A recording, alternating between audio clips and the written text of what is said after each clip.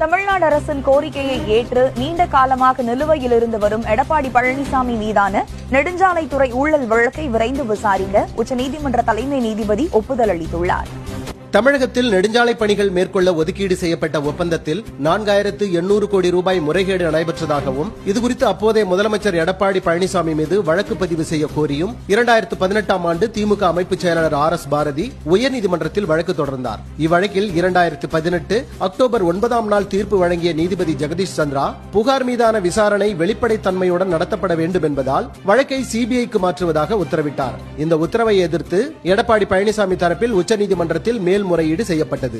2018ஆம் ஆண்டில் இவ்வழக்கை விசாரணைக்கு எடுத்த உச்சநீதிமன்றம் சிபிஐ விசாரணைக்கு இடைக்கால தடை விதித்தது. இதற்கு பிறகு நீண்ட காலமாக நிலுவையில் இருந்து வந்த இவ்வழக்கை விரைந்து விசாரணைக்கு எடுக்குமாறு தலைமை நீதிபதி NV ரமணா அமர்வில் தமிழக அரசு சார்பில் இன்று முறையிடப்பட்டது. இதை ஏற்றுக்கொண்ட உச்சநீதிமன்ற தலைமை நீதிபதி ரமணா விரைவில் இவ்வழக்கு விசாரணைக்கு பட்டியலிடப்படும் என உறுதியளித்துள்ளார்.